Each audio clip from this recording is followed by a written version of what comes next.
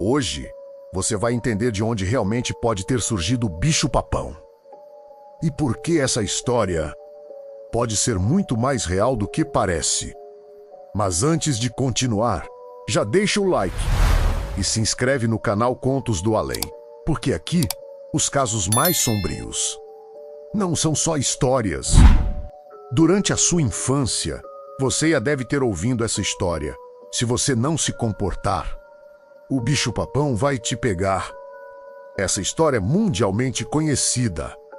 Uma das maneiras mais tradicionais que os pais ou responsáveis utilizam para colocar medo em uma criança. Mas essa lenda nasceu de alguém que realmente existiu, de uma história que poucos conhecem.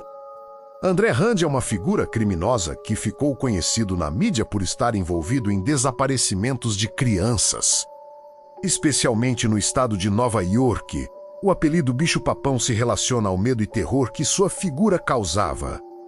Ele não parecia diferente, não levantava suspeitas. E era exatamente isso que o tornava perigoso. Em 1972, logo depois que Rand foi libertado por ter feito um pequeno furto, uma menina de 5 anos chamada Alice Pereira desapareceu sem deixar pistas.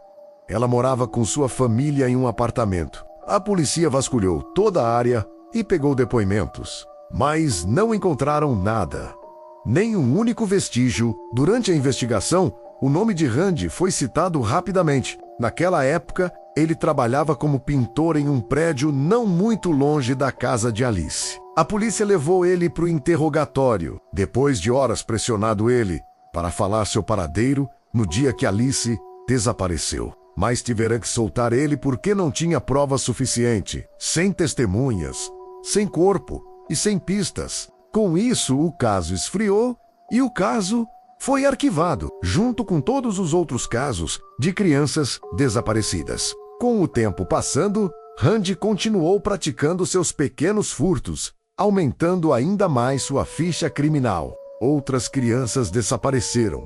Mesmo assim, não tinha provas o suficiente para colocar ele atrás das grades. Apesar das investigações, não acharam nenhuma evidência de André Rand com esse crime. Mas tudo mudou. Em janeiro de 1983, ele conseguiu convencer 11 crianças a entrar na sua van para um passeio sem o consentimento dos seus pais. Ele levou as crianças numa cidade vizinha, que ficava a cerca de 1 hora de viagem.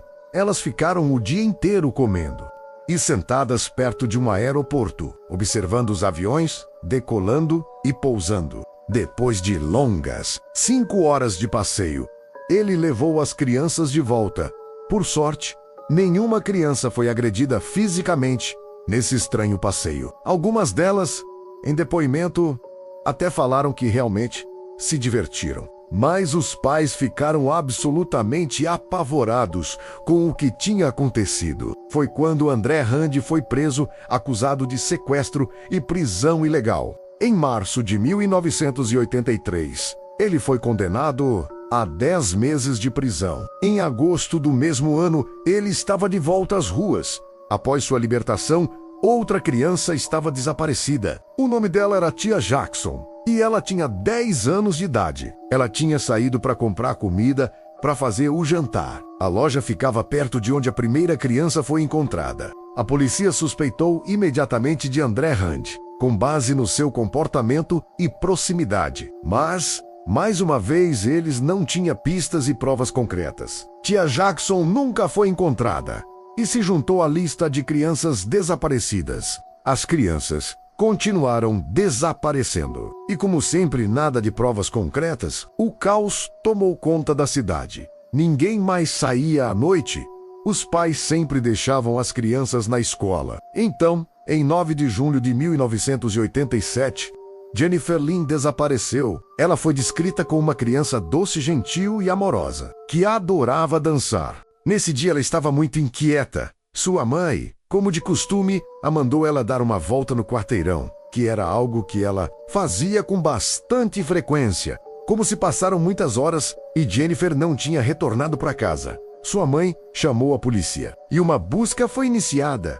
Muitos moradores ajudaram. Com o passar do tempo, várias pessoas disseram ter visto André Rand caminhando lentamente e acompanhando Jennifer, indo em direção a uma floresta, onde André Rand morava. Dessa vez, a polícia tinha testemunhas e um suspeito que tinha uma ficha de crime envolvendo crianças. Foi quando, em 4 de agosto de 1987, André Rand foi preso e acusado de sequestro. Quando foi detido, teve que passar por avaliação psiquiátrica. Foram 38 dias de buscas, até que um dia ela foi encontrada enterrada em uma cova rasa. A acusação contra Rand foi alterada de sequestro em primeira instância para homicídio.